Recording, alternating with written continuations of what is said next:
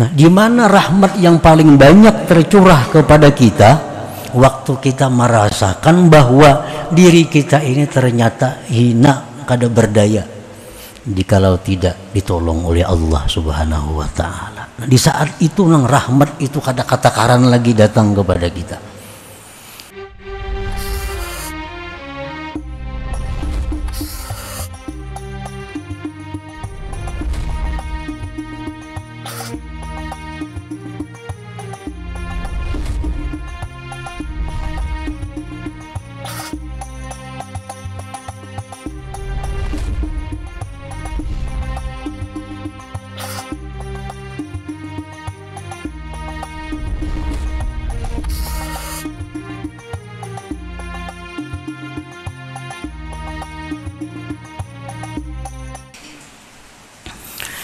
Bismillahirrahmanirrahim. Alhamdulillahilladzi ja'ala al-'izza bidillah wal kathrata fil qillah wal ghina fil faqah. Ashhadu an la ilaha illallah wahdahu la syarika lah wa ashhadu anna sayyidana Muhammadan 'abduhu wa rasuluhu nabiyyur rahmah. Allahumma salli wa sallim ala sayyidina maulana Muhammadin manba'il ilmi wal hikmah wa ala alihi wa sahbihi wa zurriyatihi wa atba'ihi alladhina salaku manhajah. Salatu wa salaman daimaini mutalazimaini ila qiyamis sa'ah, amma ba'du. Yang kita hormati dan kita cintai para habaib dan para alim ulama, para asatidz, muhibbin, hadirin hadirat rahimakumullah.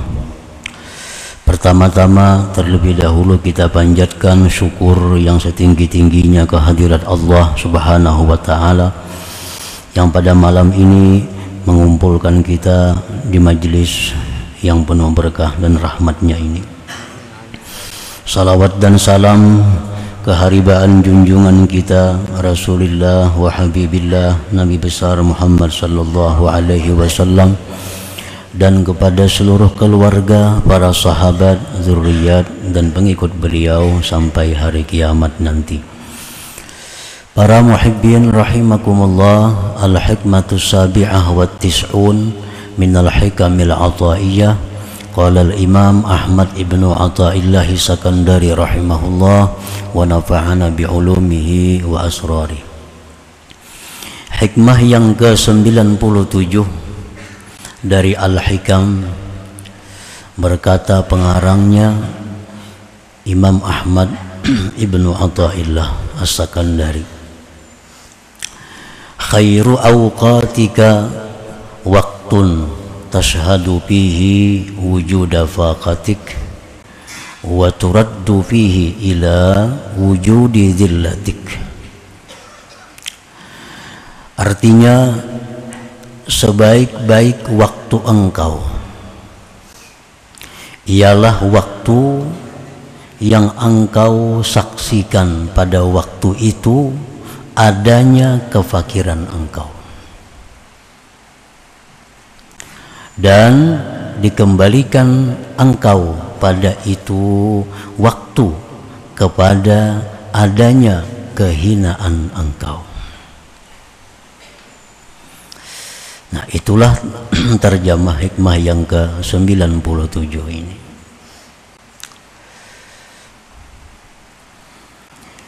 Khairu awqatika wa afdaluhu wa aqrabuhu ilallahi ta'ala waqtun tashhadu fihi faqraka ilallahi ta'ala wa ginahu anka wa waqtun turaddu ila aslik bi an iftaqarta aw maridta aw uhinta fatashhadu fihi dillatak wa izzallahi ta'ala. Sebaik-baik waktu engkau,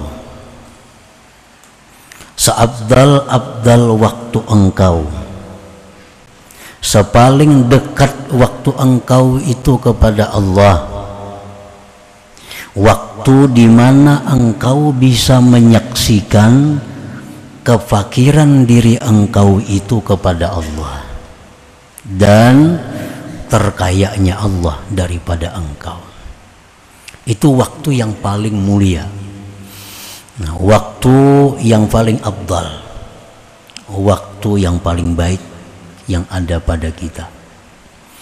Jadi bukan pada waktu sembahyang, waktu yang paling baik itu bukan waktu kita membaca Quran, bukan waktu kita membaca salawat, bukan waktu kita menuntut ilmu, tetapi waktu yang paling baik bagi kita itu adalah waktu di mana kita melihat diri kita ini berhajat kepada Allah.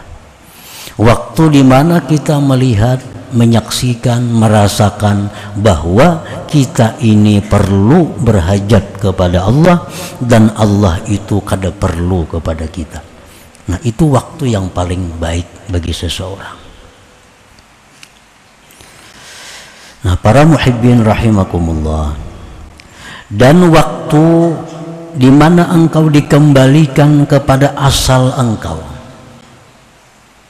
dengan bahwa engkau menjadi fakir yang dulunya kaya, au marita atau engkau sakit yang dulunya sihat, au uhinta atau engkau dihinakan dulunya dimuliakan, maka engkau menyaksikan pada waktu itu kehinaan engkau dan kemuliaan Allah Subhanahu wa ta'ala. Nah, jadi ini waktu yang paling dekat kita kepada Allah, waktu itu. Para muhibbin rahimakumullah. Jadi di sini ada dua. Ada orang yang dengan senang hati, tanpa disuruh, tanpa dipaksa, tetapi dia merasa bahwa dirinya itu adalah hina. Tanpa dipaksa, tanpa disuruh, dia merasa dirinya itu sangat berhajat kepada Allah. Walaupun orangnya kaya, kada jadi soal. Orangnya sihat, kada jadi soal. Orangnya dimuliakan orang, kada jadi soal. Walaupun dia punya harta, walaupun dia dimuliakan orang, walaupun dia sihat, tetapi hatinya tuh merasa bahwa dia itu sangat perlu kepada Allah Subhanahu wa ta'ala, bahwa dirinya ini sangat hina sebenarnya. Nah, ini orang yang dengan sukarela mendapatkan waktu yang mulia tadi. Ada orang yang dipaksa untuk mendapatkan waktu mulia ini. Nah, orang ini kaya. Nah, waktu dia kaya, dia kadang merasakan dirinya itu berhajat.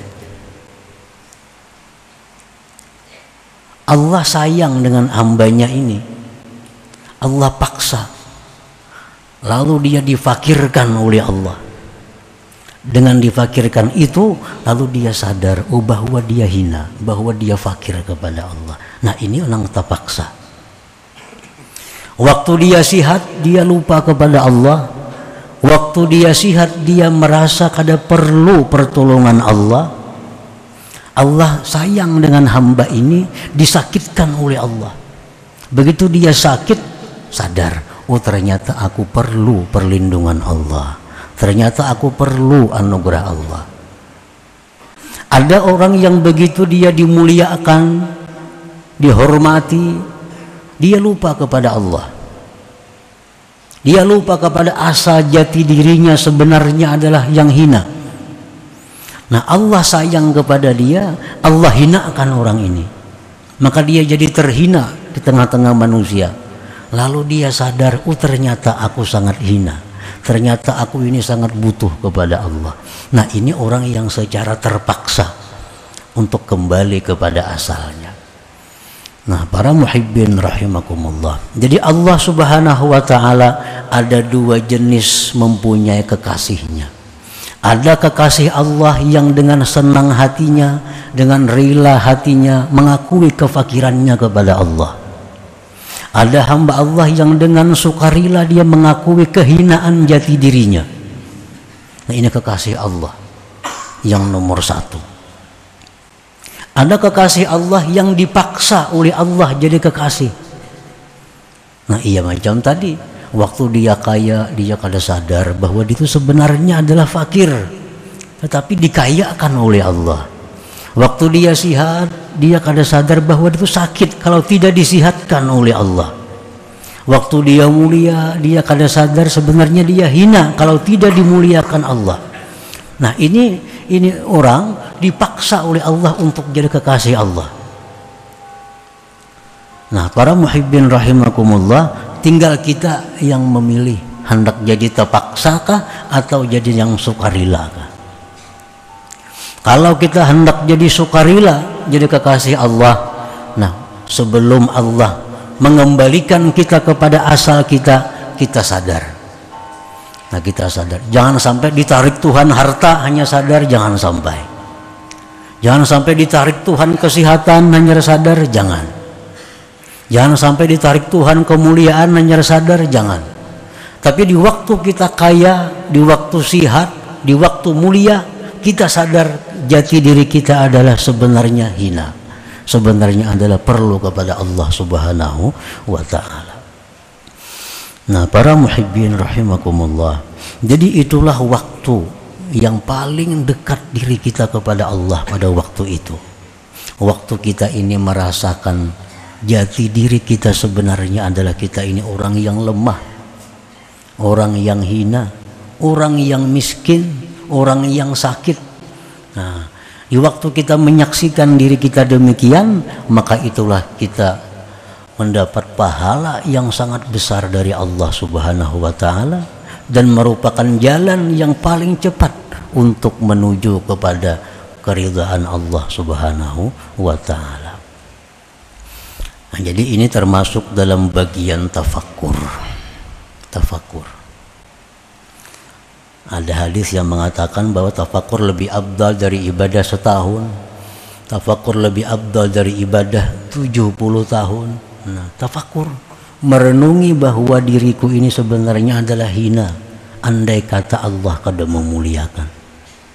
Diriku ini sebagainya sakit andai kata Allah tidak memberi kesehatan. Diriku ini sebenarnya adalah hina jikalau Allah tidak memuliakan.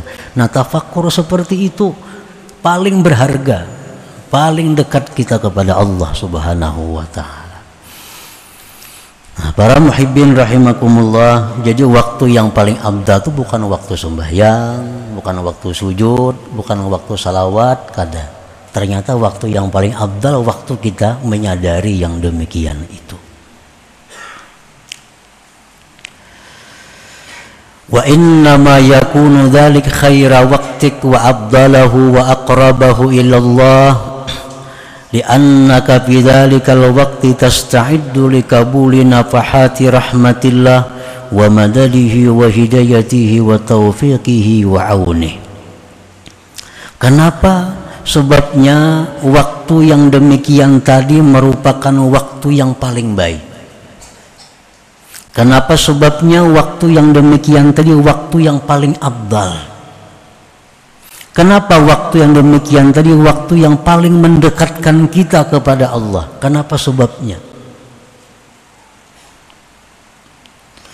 Nah, karena engkau pada itu waktu, karena engkau pada itu waktu, engkau siap, engkau mungkin, engkau ada harapan untuk menerima rahmat Allah, pertolongan Allah, hidayah taufik Allah Subhanahu wa ta'ala. Nah itu sebabnya pada waktu kita merasakan bahwa diri kita ini hina, pada waktu kita merasakan bahwa diri kita ini miskin, nah di saat itu kita sebenarnya telah menerima rahmat Allah yang besar. Pada saat itu kita menerima pertolongan Allah yang sangat besar. Pada saat itu yang tidak didapatkan dalam waktu yang lain-lain. Nah itu sebabnya kan ibadah yang itu samuan rahmat Allah. Orang beribadah itu apa tujuannya? Supaya dapat rahmat Allah. Makin banyak rahmat yang didapat, maka ibadah itu makin mulia. Makin banyak rahmat yang didapat, maka ibadah itu makin afdal. Nah, di mana rahmat yang paling banyak tercurah kepada kita? Waktu kita merasakan bahwa diri kita ini ternyata hina, kada berdaya, jikalau tidak ditolong oleh Allah Subhanahu wa ta'ala. Nah, di saat itu nang rahmat itu kata-kata karan lagi datang kepada kita. Qala Allah ta'ala, firman Allah ta'ala, innamas sadaqat lil fuqara. Nah, orang sufi menafsirkan ini firman Allah, hanya saja sedekah itu untuk orang fakir. Kalau ahli fikih menafsirkan zakat itu hanya untuk orang fakir, miskin, kan? Itu hukum fikih. Tapi kalau orang sufi menafsirkan bahwa sedekah itu hanya untuk fukara, artinya apa? Bahwa pertolongan Allah, rahmat Allah itu diberikan Allah kepada orang-orang yang merasakan dirinya perlu kepada Allah. Nah, rahmat Allah, berkat Allah, pertolongan Allah itu hanya Allah berikan kepada orang-orang yang merasa dirinya itu membutuhkan Allah. Itu letaknya rahmat Allah. Jadi di waktu kita ini merasakan lemahnya diri kita, disitulah Allah akan memberikan kekuatan kepada kita. Di waktu kita merasa diri kita ini fakir, Allah akan memberikan kekayaan kepada kita. Innamas sadaqat lil fuqara. Wa qala ta'ala, wa laqad nasarakumullahu bi badri wa antum adillah. Firman Allah, sungguh Allah telah menolong kalian di waktu perang Badar, padahal kamu waktu itu hina. Perang Badar 17 Ramadan. Jumlah umat Islam 313 orang. Pasukannya 313. Unta cuma ada 70. Kuda hanya ada 2 kuda.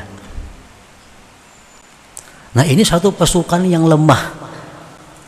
Yang dihadapi siapa? Kufar Quraisy, kafir-kafir Quraisy yang membawa pasukan 1000 tentara, 100 kuda, 700 unta. Itu yang dihadapi. Di samping itu, orang-orang Quraisy ini tokoh-tokoh mereka yang ikut di Badar. Abu Jahal ada di situ, kumpulan yang kuat-kuatnya. Tetapi Allah memberikan pertolongan kepada kaum muslimin di perang Badar itu. Kenapa sebabnya Allah beri pertolongan? Karena 313 ini begitu melihat musuh kuat, mereka merasa hina. Nah, mereka merasa hina. Tidak ada jalan lain kalau tidak ada pertolongan Allah yang mereka harapkan. Nah, di saat mereka 313 ini merasa dirinya hina, merasa dirinya ini lemah, disitulah Allah menurunkan pertolongan kepada pasukan Badar ini. Akhirnya apa? 1000 orang kafir kucang kacir bukahan. Yang kada sedikit yang mati tokoh-tokoh Quraisy pada waktu perang Badar. Abu Lahab, Abu Jahal diantaranya. Abu Jahal diantaranya. Nah, ini contoh bahwa Allah memberikan pertolongan di saat kita merasa diri kita hina. Allah memberikan kita pertolongan saat merasa diri kita ini lemah, kada berdaya, kalau tidak ada pertolongan Allah Subhanahu wa ta'ala.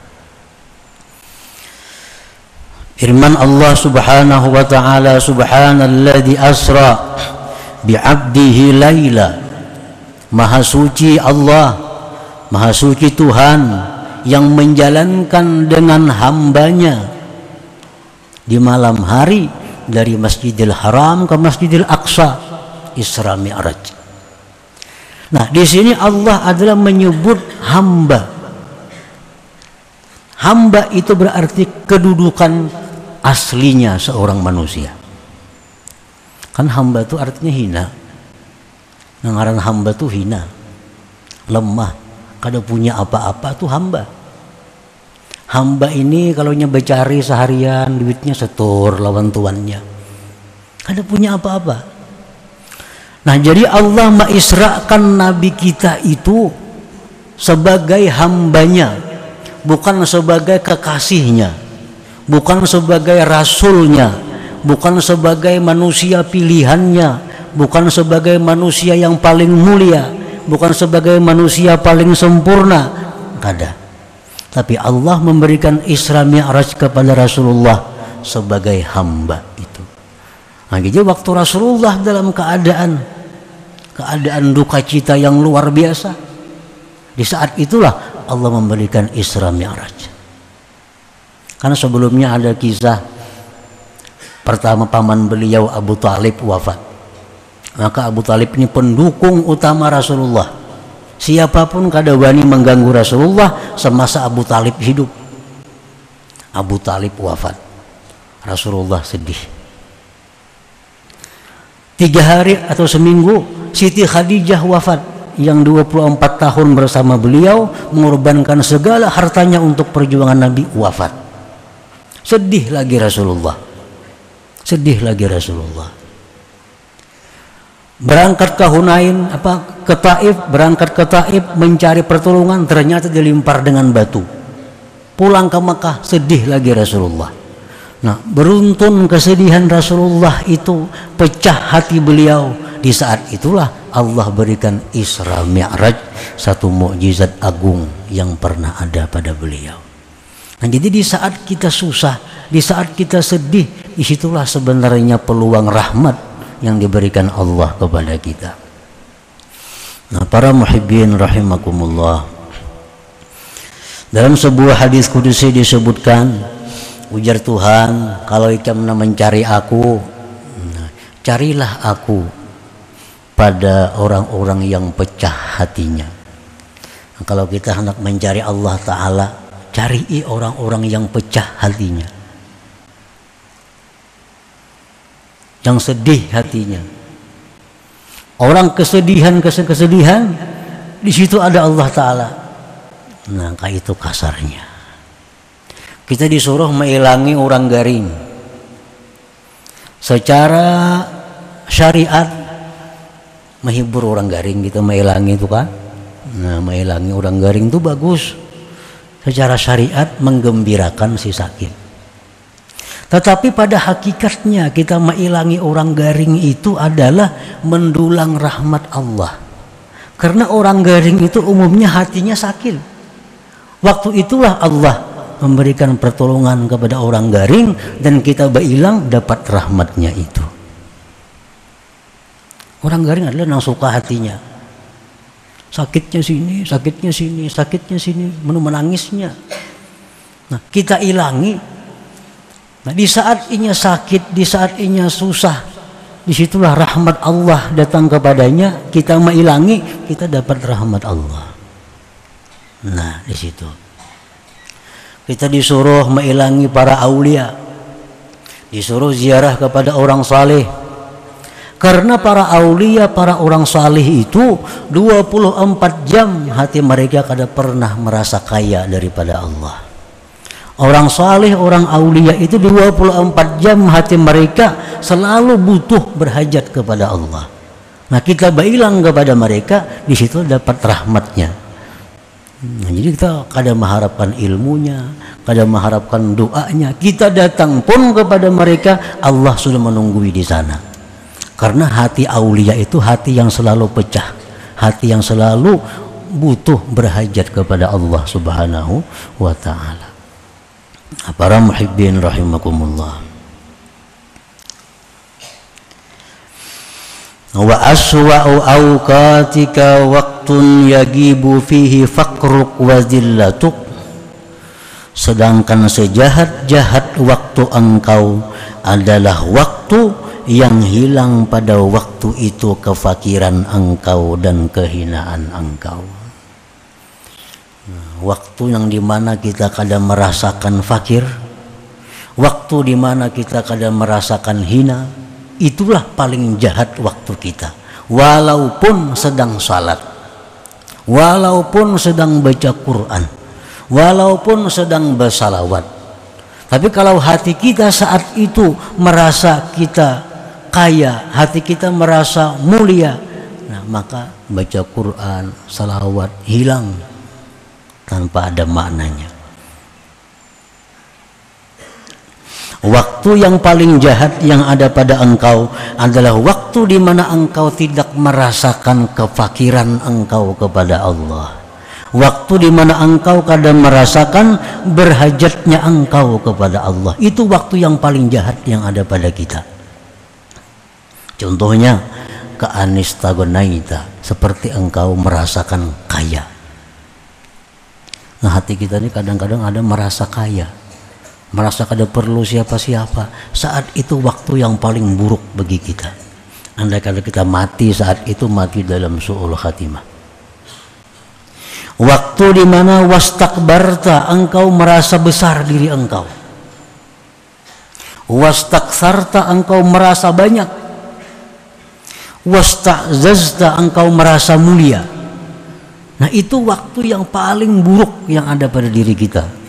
Waktu yang paling jahat. Kenapa waktu itu dikatakan waktu yang paling jahat? Li'annaka hina idin ba'idun 'anillahi ta'ala, ba'idun an rahmatihi wa 'aunihi wa hidayatihi wa taufiqih. Karena engkau pada waktu engkau merasa mulia, pada waktu engkau merasa besar, pada waktu engkau merasa terhormat, pada waktu itu engkau jauh dari Allah, jauh dari rahmat Allah, jauh dari hidayah, taufik dan pertolongan Allah saat itu. Qala Allah Ta'ala, firman Allah Ta'ala, sa'asrifu an ayati alladhina yatakabbaruna fil ardi bighairil haqq. Ujar Tuhan, selagi aku palingkan dari ayat-ayatku orang-orang yang merasa dirinya besar di muka bumi ini dengan tidak benar. Nah jadi di waktu kita merasa bahwa diri kita ini besar, kita dipalingkan Allah dari ayat-ayatnya, sehingga kita kadang melihat kalau kita tuh berceramin, di balik ceraminnya kelihatan lagi, kada kelihatan lagi. Nah begitulah orang-orang yang merasa dirinya besar itu ditutup Allah, ayat-ayat Allah. Kada bisa mengiktibar tentang kejadian-kejadian alam, kada bisa merasakan khusyuk dalam sembahyangnya. Kenapa? Karena dipaling Allah ayat-ayatnya daripadanya. Nah di waktu kita merasa besar, merasa mulia, merasa kaya, merasa hebat, merasa pintar, merasa bujur, tertutup rahmat Allah kepada kita.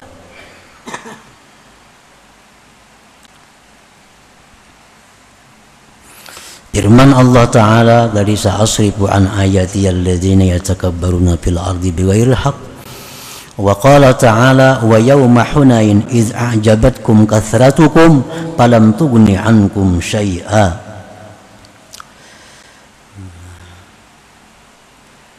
Ingat, ujar Tuhan, pada waktu hari Hunain, peperangan Hunain, ketika menakjubkan akan kalian banyaknya pasukan, ternyata tidak berarti apa-apa.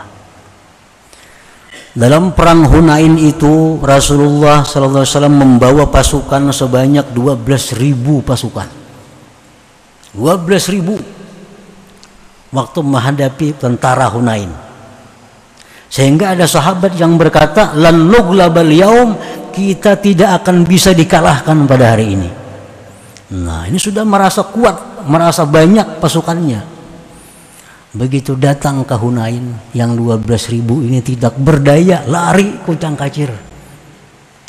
Nah Allah mengingatkan, wa yawma Hunain, ingat ya Tuhan hari Hunain, iz a'jabatkum kasratukum, ketika menakjubkan akan kalian oleh banyaknya pasukan kalian, falam tughni ankum syai'a, tidak berarti tidak berdaya.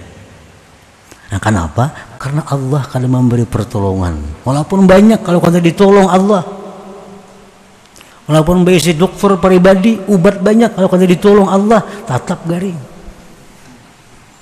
Dokter pribadi 3 besi, spesialis dalam ada, jantung ada, itu ada, tetap orang diranjang nak kada singgarakan, Allah kada menolong.